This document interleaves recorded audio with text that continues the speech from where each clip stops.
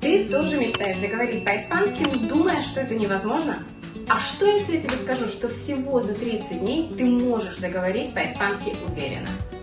Да, ты не ослышался, всего за 1 месяц. Не через 3 года, не через сотни скучных уроков, а за 30 дней. Но есть нюанс. Без системы, без правильного подхода у тебя ничего не получится. Хочешь узнать, как это сделать? Тогда смотри видео до конца. И прежде чем мы начнем, напиши в комментариях, сколько ты уже учишь испанский язык. И если ты только начинаешь учить его с нуля, тоже напиши. Жду ваши ответы в комментариях. Это очень важно. И чтобы разобраться, как заговорить по-испански всего за 30 дней, первое, что нам нужно сделать, это разобраться, какие ошибки тебя тормозят. Первая ошибка. Ты учишь только грамматику и говоришь просто как робот. С заученными фразами ничего нового. Точно по учебнику. Вторая ошибка. Ты просто молчишь, боишься делать ошибки. Думая, что если ты ошибешься, тебя поймут не так, или ты будешь выглядеть глупо. И третья, самая частая ошибка, это ты зубришь. Просто учишь кучу слов, но не знаешь, как их соединить между собой. У тебя огромный словарный запас, а вот применять, как их на деле, ты не знаешь. Что делать в таких случаях? Давай разбираться. Первое – метод 80/20. Сначала учим 500 самых важных слов и фраз испанского языка, а потом уже все остальное. Используй фразовые блоки. Говори уже готовыми конструкциями, просто подставляй разные слова. Иммерсия. Испанский в телефоне, в чатах, разные сериалы и другие помощники, которые помогают ускорить изучение испанского языка. Кстати, от меня вам бонус. Я подготовила топ-500 слов и фраз испанского языка, которые ты просто будешь использовать буквально везде. 100%. Это я тебе гарантирую. Если ты хочешь получить этот список, пиши сейчас прямо в комментариях «Хочу список», и я отправлю тебе его. И теперь, как я вам обещала, давайте разберем пошаговый план, как заговорить на испанском всего за 30 дней. Мы это сделаем по неделям, у нас будет 4 недели. Итак, в первую неделю мы включаем фонетика и 100 базовых слов. Для тех, кто не знает, фонетика – это раздел лингвистики, который изучает звуковую сторону языка, то есть его звуки и их свойства. Простыми словами, это обычные звуки и буквы, как мы их знаем. Потом стоит не забывать, что в испанском языке есть такое понятие, как диграфы. Что такое диграфы? Это сочетание 2 или 3 букв, которые, соединяя вместе, мы получаем совершенно другое произношение, совершенно другой звук. Такие диграфы существуют в испанском языке, их нужно просто выучить. То есть, в отличие от обычных буквенных соединений, таких как, например, буква «Б» и «А», мы получаем «ба».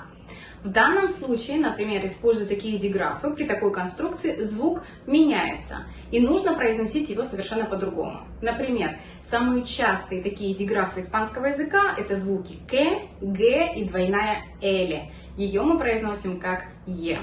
Вторая неделя – фразы для общения и, конечно же, тренировка. Самыми частыми фразами для общения, которые стоит выучить на первых же уроках, это «Buenos días» – «добрый день» либо «доброе утро», «Buenas tardes» – «добрый вечер», «Buenas noches» – «доброй ночи», «Dulces sueños» – «сладких снов», а также «Dónde está» – «где находится», «Cómo estás» – «как ты», «Hasta luego» – «до встречи» либо «Hasta pronto» – «до скорого».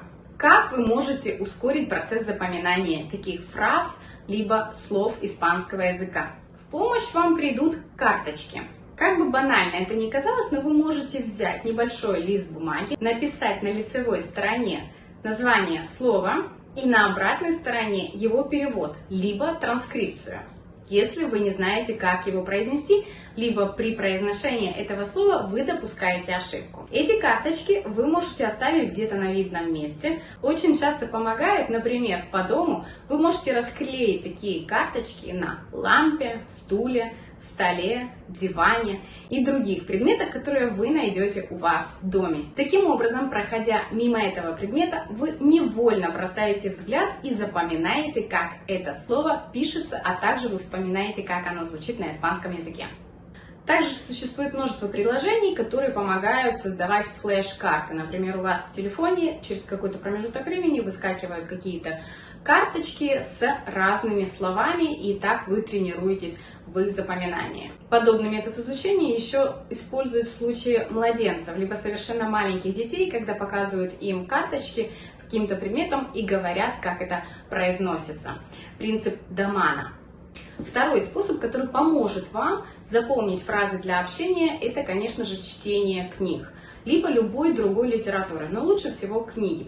Именно чтение нам помогает обогатить наш словарный запас.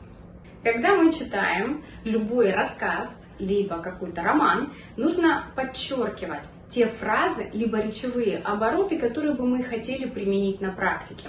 Выписывать их себе и стараться потом использовать это в реальной жизни. Повторяйте их вслух, это тоже помогает привыкать к интонации и произношению этих слов и фраз, а также помогает улучшить ваше произношение. Другой способ – это разделить слова по темам. Вы можете разбить такие фразы, например, в ресторане, в отеле, на улице, в транспорте, в путешествии. Учите именно те фразы, которые необходимы именно вам, которые лично вы используете ежедневно. Практикуйтесь как можно чаще. Создавайте разные ситуации, которые с вами могут приключиться. Пофантазируйте немножко, попробуйте использовать разные или непривычные для вас речевые обороты. Или как бы вы сказали какую-то фразу в какой-то гипотетической ситуации, которая могла бы случиться с вами. Чем больше вы будете использовать фразы и практиковаться, тем быстрее они зайдут в ваш активный запас. И теперь мы переходим к третьей неделе. На третьей неделе я просто настоятельно, не то что рекомендую, я, наверное, обязую смотреть вас сериалы и фильмы на испанском языке. Также музыка, аудио подходят сюда. Смотрение сериалов, фильмов, а также прослушивание песен на языке носителя помогает ускорить ваш процесс изучения испанского языка в более непринужденной форме. Вот несколько причин, почему это так важно и как это влияет на ваше запоминание. Первое, самое важное, это научиться воспринимать на слух. При просмотре сериалов либо прослушивании песен вы знакомитесь с различными акцентами и манерами произносить одни и те же слова. Также вы знакомитесь с интонацией и тембром речи. Это помогает развить способность понимать испанскую речь на слух, что в свою очередь является ключевым навыком для общения на любом иностранном языке. 2. Улучшение словарного запаса. В таких ресурсах очень часто встречаются слова и фразы, которые чаще всего используют носители языка в своей повседневной жизни и с которыми, скорее всего, вы встретитесь в первую очередь. Это дает вам возможность узнать актуальную лексику в первую очередь, идиомы и фразы, которые, в свою очередь, могут быть не столь заметными в обычных учебниках. 3. Погружение в культуру. Сериалы или песни не только помогают вам выучить язык, но и лучше понять культуру и даже где-то менталитет, а также знакомят вас с традициями, которые присущи именно этой стране. Это важный аспект, поскольку язык всегда связан с культурой, традициями и менталитетом, а глубокое понимание языка невозможно без понимания контекста. 4. Развитие навыка восприятия на разных уровнях. В зависимости от вашего уровня владения языком, вы можете подобрать для себя ресурсы, сериалы, песни, подкасты именно на ваш уровень иностранного языка. Так вот, для начинающих подойдет больше медленное произношение, либо произношение, которое звучит очень ясно и четко. А для более опытных уже подойдут сложные диалоги, где участвуют разные конструкции и формы обращения. И чаще всего такие диалоги будут происходить в быстром темпе. Обогащение произношения. Когда вы слушаете, как носитель языка произносит слова, вы подмечаете разные нюансы и акценты. Это поможет вам улучшить ваше собственное произношение, а также избежать распространенных ошибок. Практика понимания контекста. В сериалах часто происходит так, что мы догадываемся смысл по контексту, что тоже помогает развивать навык понимания речи в разных ситуациях. Это очень важно, потому что в реальной жизни многие фразы, те, которые мы учим по учебникам, в итоге имеют совершенно не такое очевидное, либо двухсмысленное значение. Также сериалы и песни помогают сделать процесс изучения любого иностранного языка не таким скучным, нудным и делают этот процесс изучения более приятным. а также мотивирует вас учить еще больше, так как вы учите язык через интересный контент и тот, который нравится именно вам. Также во время просмотра такого материала, либо прослушивания такого материала, вы подходите к этому процессу с разных сторон сразу. Вы работаете с грамматикой, с лексикой, с произношением, с интонацией, а также пониманием на слух. Это помогает вам интегрировать ваши знания, а также прогрессировать в изучении языка. Какие бы сериалы я бы посоветовала именно вам? Первый, пожалуй, который больше всего заходит аудитории, это «La Casa de Papel». В переводе «Бумажный дом».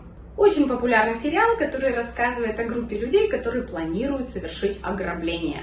Причем крупнейшее ограбление в истории Испании. Здесь используют современный испанский, но речь в целом довольно ясная. И в сериале много диалогов, которые помогут улучшить навыки понимания на слух. Extra en español. Этот сериал был создан именно для изучающих испанский язык. Поэтому он подготовлен и содержит в себе именно те фразы, базовая информация, которую нужно знать просто всем на любом уровне языка. Этот сериал состоит из коротких эпизодов с простыми диалогами. Сюжет легкий и юмористический. Экстра – отличный выбор для начинающих и тех, кто хочет углубить свои знания. El Internado. Молодежный сериал с моментами мистики. Он популярен среди испаноязычных зрителей, и язык в нем достаточно простой для понимания. Но в свою очередь он идеально подходит для студентов с базовыми или средними знаниями языка. Los Serrano. Serrano – это фамилия. Так вот, Los Serrano – вся семья Serrano. Этот сериал рассказывает о большой семье в Испании. В нем много бытовых ситуаций, что помогает научиться разговорному языку и узнать повседневные фразы, а также выражения. Días de Navidad. Испанская драма о жизни 4 сестер. Этот сериал разворачивается на протяжении нескольких десятилетий. Он имеет простую структуру и ясен в плане лексики, что делает его доступным для начинающих. Переходим к среднему и продвинутому уровню. Gran Hotel. Сюжет разворачивается в начале 20 века в шикарном отеле Испании. Язык более сложный, но при этом очень красивый, что полезно для тех, кто хочет улучшить свой словарный запас и погрузиться в язык на более глубоком уровне. Bis a bis. В переводе означает «беги или умри». Драма о женщинах, которые оказались в тюрьме. Язык в сериале более современный, живой, много присуще жаргона, что помогает улучшить восприятие речи, но в то же время содержит термины, которые могут быть полезны для более продвинутых студентов. El Ministerio del Tiempo. Многие мои друзья-испанцы просто подсели в свое время на этот сериал, поэтому я его советую смотреть всем тем, кто уже владеет хотя бы средним уровнем испанского языка, он довольно-таки увлекательный. Это научно-фантастический такой сериал, который сочетает в себе исторические элементы и путешествия во времени. Поэтому там очень интересная развязка, я вам советую. В нем разнообразные персонажи, акценты, диалекты, что делает полезную практику восприятия разных типов речи. Наркос. Хотя этот сериал является больше таким международным проектом, потому что там задействовано именно испанский, который используют в Колумбии, Венесуэле. Это больше про испанский Латинской Америке, но его будет полезно послушать, потому что вы так поймете, как меняется произношение и акцент в каждой стране. Сюжет основан на реальных событиях, происходящих в Колумбии. Если вы готовы к сложному языку, включая уличный испанский, а также различия от испанского кастильского, который используется в Испании, то это отличный вариант для более опытных студентов. Club de Cuervos. Сериал о борьбе за власть одного футбольного клуба. Язык современный, но не слишком сложный, что делает его хорошим выбором для среднего уровня. Переходим к продвинутому уровню. Я думаю, таких здесь немного, но все же я хотела бы поделиться с вами и этой информацией. Первый сериал, который я бы посоветовала, называется «La Peste», то есть «Чума». историческая драма, действие которой происходит в Севилье в XVI веке. Язык более сложный, с историческими и культурными элементами, что подойдет для тех, кто хочет углубить свои знания языка и научиться понимать именно историческую литературу. «Эль Сид» – это исторический сериал о легендарном герое Родриго Диего. Язык в нем более архаичный, я бы сказала, что делает его подходящим для людей, уже имеющих хорошее понимание испанского языка. Дополнительные ресурсы. Cuentos para dormir. Если вам хочется чего-то легкого, совсем такого не напрягающего ваш ум и слух, я бы советовала начать именно с этого. Cuentos para dormir. Это своего рода рассказы, либо сказки перед сном. Как правило, это детские истории, но для взрослых также есть много рассказов, которые убаюкивают вас. Не всегда ваш словарный запас будет очень сильно обогащаться, потому что вы уже как бы отключаетесь и впадаете в это состояние сна, но все-таки некоторым помогает это обогатить свой словарный запас и черпают оттуда много слов, которые потом они могут использовать в своей повседневной жизни. Подобную сказку перед сном я разбирала тоже на своем канале, причем я ее озвучивала, просто как ее читают, а также разбирала каждое предложение в этой сказке и говорила, почему в ней должно происходить именно так. Еще я бы выделила такие сериалы, как «Айда», «Aquí no hay quien viva». Эти сериалы показывают сейчас на телевидении, причем показывают уже, наверное, лет 10-15. Они просто, повторяюсь, сериалы давно закончились, но серии просто в хаотичном порядке показывают на общественном телевидении. В этих сериалах разыгрываются реальные смешные комедийные ситуации, которые могут случиться в реальной жизни. И давайте теперь перейдем к певцам и певицам. Испанская музыка. В первую очередь я бы посоветовала Хулио Иглесиаса, а также Энрике Иглесиаса, это сын Хулио Иглесиас. Также Алехандро Санз, Пабло Альборан, Рошалия, очень актуально сейчас, Давид Бисбаль и Айтана. С помощью Рошалия и Айтана вы узнаете, как общается именно молодежь Испании. И переходим к последней неделе, 4-я неделя. На этой неделе ваш уровень испанского языка должен быть уже топовым. Здесь я советую применять максимальное количество разговорных практик и общения именно с носителями языка. Как это можно сделать? Первый вариант – поиграть в ролевые игры. Попросите вашего партнера либо преподавателя поиграть с вами и изобразить разные сцены, которые могут случиться как в жизни. Представьте, что вы какой-то герой в какого-то мультфильма, либо вы актер и участвуете, снимаетесь в кино. Разыграйте самые различные ситуации. Например, как вы заказываете еду в ресторане, как вы работаете на стройке, как вы покупаете что-то в магазине, как вы звоните по телефону, потому что у вас поломалась колонка, как вы покупаете билеты в кино, как вы беседуете о погоде с пожилыми испанцами, либо же как вы представляете себя вашим партнером по бизнесу. Все это поможет привыкнуть к естественному ведению диалога. Использование приложений. Существует много предложений, таких как Duolingo, Babel или Memrise. Все они предлагают различные фразы и варианты общения на этом языке. Другой вариант – это записывать себя на диктофон, либо на камеру телефона.